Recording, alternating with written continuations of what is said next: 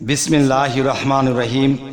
হে সমস্ত জগতবাসী, আজ আমি শামীম আলী চিশতি আপনাদের সামনে যে আলোচনাগুলো নিয়ে আসলাম, সেই আলোচনাগুলো যদি খেয়াল করে শোনা যায়, বোঝা যায়, তাহলে আমাদের জীবনের উন্নতি ঘটবে, অবনতি ঘটবে না। তবে আজকের আলোচনার হেডলাইনে আপনারা যা পেয়েছেন যে একজন ভক্ত যখন গুরুর ঊর্ধ্বে চলে যায়, একজন ভক্ত গুরুর ঊর্ধ্বে চলে গেলে তখন তার জীবনে লাভ ক্ষতি বা ভালো মন্দ কি ঘটবে বা কি ঘটতে পারে, সেই জিনিসটি আজকে তুলে ধরা হবে ইনশাআল্লাহ। অবশ্যই আলোচনাটি মনোযোগে শুনবেন। দেখুন, একটি বিষয় হলো, এই পৃথিবীতে অনেক গুরু, অনেক শিষ্য আছে, অনেক ভক্ত আছে। দেখা যায় অনেক সাধনা করেছে, অনেক জ্ঞান অর্জন করেছে, শেষে দেখা গেছে সে গুরুর ঊর্ধ্বে চলে গেছে। সেই কথাটি আমি বাহ্যিক শিক্ষা দিয়ে, যে মানুষ বাহ্যিক যে শিক্ষা নিচ্ছে, 1 থেকে শুরু করে বা নার্সারি থেকে শুরু করে একেবারে ইউনিভার্সিটি, এবং দেখা যায় যে লন্ডন পিএইচডি পর্যন্ত পড়ালেখা করেছে, সেই ব্যক্তিটি নিরক্ষর হয়ে যেতে পারে, মূর্খ হয়ে যেতে পারে কোন কোন ভুলের কারণে। আর গুরুর ঊর্ধ্বে চলে যাওয়ার যে আরো কিছু বিষয় আছে, আমি সেই জিনিসগুলো তুলে ধরবো, এবং গুরুর ঊর্ধ্বে গেলে কি হবে এবং গুরুর নিম্ন দেশে থাকলে আপনার কি কি হতে পারে, সেই বিষয়গুলি তুলে ধরবো। যেমন একটি ছাত্র যখন ছোটবেলায় একজন মাস্টারের কাছে পড়ে, তখন সেই মাস্টার দেখতেছে তার বয়স 3 বছর, 4 বছর কিংবা 5 বছর। তখন একে যখন সরসরায় রস্যি দীর্ঘি বা ক খ পড়াচ্ছিল, তখন দেখা যায় সেই ছাত্রটির নাকে দিয়ে নাক বেয়ে বেয়ে তার কফ বের হচ্ছে। কফ যখন বের হচ্ছে, তখন যে সেই মাস্টারের পকেট থেকে রুমালটি বের করে তার সেই নাকের কফগুলো পরিষ্কার করে দিল। এরপরে বলতেছে, বাবা বলো স্বরে অ, স্বরে আ, শিক্ষা দিচ্ছে। তো এরকম করতে করতে সে যখন অনেক বড় হয়ে গেল, একসময় 5 ক্লাসে চলে গেল, একসময় মেট্রিক পরীক্ষা দিল, একসময় বিএ পরীক্ষা দিল, একসময় ইউনিভার্সিটিতে পড়ালেখা করলো। এরপর এই ছাত্রটি একদিন লন্ডনে পিএইচডি নিয়ে এলো। লন্ডন পিএইচডি নিয়ে সে ইঞ্জিনিয়ার, ডাক্তার বা কোনো একটা কিছু সাবজেক্ট নিয়ে যখন সে আবার দেশে ফিরল, তখন সেই দেশের মধ্যে আসার পর বড় একটা স্টেজের মধ্যে সে কিছু বক্তব্য রাখবে।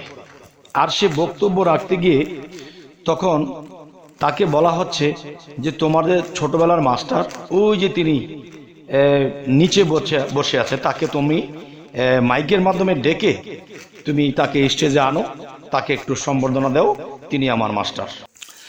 তখন সেই ছাত্রটি বলতেছে, আরে উনি তো ছোটবেলা সরসরায় পড়াইছে, আমি এখন লন্ডন পিএইচডি নিয়ে এসেছি, আমি ওনাকে ডাক দেবো কেন? উনি আমার কত নিচে, ওনাকে ডাক দেওয়ার কি আছে? তখন এই কথাটি সেই মাস্টারের কানে চলে গেছে। তখন সেই মাস্টারটি যখন জানতে পারলো যে তার এই ছোটবেলার ছাত্রটি এমন একটি কথা বলেছে, তখন কি হলো? তখন সেই মাস্টারের চোখ বেয়ে বেয়ে পানি ঝরছে, আর বলতেছে, হে আল্লাহ, আমি ছোটবেলা তাকে স্বরে শিক্ষা দিয়েছি, বানান শিখিয়েছি, তাকে আমি 5 পর্যন্ত পড়িয়েছিলাম। হে আল্লাহ, সে এখন লন্ডন পিএইচডি নিয়ে অনেক বড় মাপের কেউ হয়ে সে আবার দেশে ফিরে এসেছে। সে আমাকে এমন একটা তুচ্ছভাবে বলল, সে তো ছোটবেলার যে মাস্টার, ওনাকে আর স্টেজে কি ডাকবো, আমি লন্ডন পিএইচডি নিয়ে এসেছি।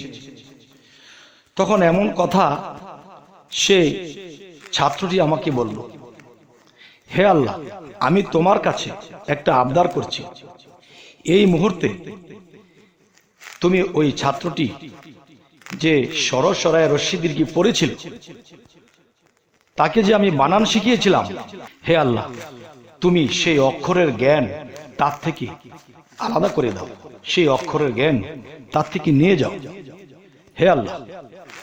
তখন আল্লাহ তার চোখের পানির সাথে এই কথাগুলো সেই মাস্টার সাহেব যেন বললেন, তখন সেই স্টেজের মধ্যে দাঁড়িয়ে সে কথা বলতে পারছে না। নিরক্ষর মানুষ কি কথা বলতে পারে? পারে না। তখন সে আ ও এ মানে কি বলবে তার মুখ দিয়ে কোনো ভাষা আসছে না, সে নিরক্ষর হয়ে গেছে। তখন কিছু কিছু মানুষে বলল, আরে তুমি তো খুব স্পিডে কথা বলতে, এখন তোমার মুখ দিয়ে কথা বের হচ্ছে না কেন? তুমি একটা বেয়াদবি করে ফেলেছ। কি বেয়াদবি করেছে জানো? ছোটবেলায় যে তোমার নাকের কফগুলো মুছে মুছে, তার রুমাল দিয়ে মুছে মুছে তোমাকে মাথায় হাত বুলিয়ে আদর করে করে তোমাকে সেই অক্ষরের শিক্ষা দিয়েছিল। সেই অক্ষরের শিক্ষা যদি তোমার কাছে না থাকতো, আজকে তুমি লন্ডন পিএইচডিও পেতে না। তাই তার কানে অবশ্যই এই কথাটি পৌঁছেছে, তুমি তাকে মূল্যায়ন করোনি। তোমার মূল্যায়ন না করার কারণে তার চোখের জলে যখন আল্লাহকে কিছু বলে, আর তখনই তুমি নিরক্ষর হয়ে গেছো, এখন তুমি কথাই বলতে পারবে না। তখন এই কথাটি বোঝার পরে তখন স্টেজ থেকে নেমে সেই মাস্টারের পায়ের মধ্যে পড়েছে যে আমি তো ভুল করে ফেলেছি, আমি তো আপনার ছাত্র ছিলাম, আমি বুঝতে পারি নাই, আমাকে ক্ষমা করে দিন। তখন মাস্টার ছোটবেলা যখন পড়াইতো ক খ গ গ, তখন কিন্তু সে নিজের ছাত্র মনে করে তাকে পড়ায়নি, তার পিতার মতো আদর দিয়ে তাকে পড়াইছিল। তখন কি হলো? তখন তার মাথায় হাত বুলিয়ে বলছে, যা বাবা, আল্লাহ মাফ করে দিবে, আমিও তোকে মাফ করে দিলাম, যা। তখন স্টেজে তার মাস্টারকে নিয়ে আবার উঠে বসেছে। তখন আবার তার মাস্টারের পায়ে সালাম করে যখন আবার কথা বলতে শুরু করেছে, স্পিডে আবার আগের মতো কথা বলছে, সুবহান আল্লাহ, সুবহান আল্লাহ। তাহলে দেখেন, ছোটবেলার সরসরায় পড়াইছিল, মূলত আপনার মাস্টারটি কে, আপনার শিক্ষকটি কে? মূলত আপনার মাস্টার, আপনার শিক্ষক মূলত এই ব্যক্তিটি। আপনি ইউনিভার্সিটিতে পড়েছিলেন, আপনি লন্ডন পিএইচডি এনেছিলেন, মূলত তারা প্রফেসর ছিল, তারা আপনাকে উচ্চের পড়াগুলো বা সেই শিক্ষাগুলো দিয়েছিল। কিন্তু সেই শিক্ষাগুলো শিখতে হলে, জানতে হলে আপনি নিচের অক্ষরগুলো লাগবে, আর সেগুলো না থাকলে আপনি নিরক্ষর হয়ে যাবেন, আপনার শিক্ষা থাকবে না আপনার মধ্যে। তবে হে সমস্ত জগতবাসী, আজকের এই কথাগুলো আমি কেন বলছি জানেন? যারা এই পৃথিবীতে গুরু মুর্শিদ ধরেছে, গুরু মুর্শিদ ধরার পরে তখন তিনি সাধনা করেছে, আল্লাহকে লাভ করেছে। সে সাধনা করতে করতে সে ভাবতেছে, আমি আমার গুরুর থেকে অনেক ঊর্ধ্বে চলে গেছি, আমার গুরুর এখন প্রয়োজন নেই। আমি বলবো, না বাবা, এখানে বিশাল বড় ভুল হয়ে যাবে, এখানে বিশাল বড় ভুল হয়ে যাবে বাবা। এই ভুল কখনোই তোমরা করো না। কেননা একজন মুর্শিদ, একজন পীর, একজন পথ প্রদর্শক তোমাকে তরিকতের সেই নিচের থেকে তোমাকে সাধনা দিয়ে, তোমাকে প্রেম দিয়ে, তোমাকে ভালোবাসা দিয়ে তোমাকে গড়ে তুলেছে। যেমন একটা জিনিস দেখেন, আল্লাহ কিন্তু নিজেই মহাশিক্ষক, তিনি তো শিক্ষা দিতে পারতেন। যুগে যুগে নবী রাসূলদেরকে কেন প্রেরণ করলেন? বেলায়েতের যুগে পীর আউলিয়াদেরকে কেন প্রেরণ করলেন? তাহলে আল্লাহ কি বলেছে? যারা নবী রাসূল ছিল, যারা ওলিয়া আউলিয়া আছে, তারা আমার বন্ধু। দেখো, তোমরা আমার বন্ধুদের সাথে বেয়াদবি করো না, আমি ক্ষমা করব না। কিন্তু আমার সাথে করেছো, ক্ষমা পেয়ে যাবে। আমার বন্ধুদের সাথে তোমরা বেয়াদবি করো না। আবার এটিও আল্লাহ কোরআনে বলেছে যে আমার বন্ধুর সাথে যুদ্ধ ঘোষণা করলো, আমি আল্লাহ তার বিরুদ্ধে যুদ্ধ ঘোষণা করলাম। হে সমস্ত জগতবাসী, যে হয়তো আপনি লন্ডন পিএইচডি নিয়ে এসেছেন, কিন্তু সেখান থেকে পিএইচডি আপনার কোনো কাজে আসবে না যখন আপনি নিরক্ষর হয়ে যাবেন। আপনি যদি আপনার গুরুকে খুব নিচে রাখেন, যে আমি সাধনা করে অনেক উচ্চস্তর লাভ করেছি, আপনার গুরু এতটা উপরে উঠতে পারেনি, এমন কিছু ভাবনা চিন্তা যদি কারো থাকে, তাহলে তার জীবনে মহাভুল হয়ে যাবে। তাহলে এই যে কথাগুলো আমি আপনাদের সাথে বলছি, কেন বলছি জানেন? পৃথিবীতে এটাই চলছে। অবুঝ মানুষ এই কাজগুলো করে ফেলছে। দেখুন, আপনি যত বড়ই হন, গুরুর উপরে কখনোই যাবেন না। গুরু শব্দের অর্থ কি? গোর, রুহ। গোর অর্থ অন্ধকার, রুহ অর্থ আলো। তাহলে গুরুর ডিউটি কি? গুরুর কাজ কি?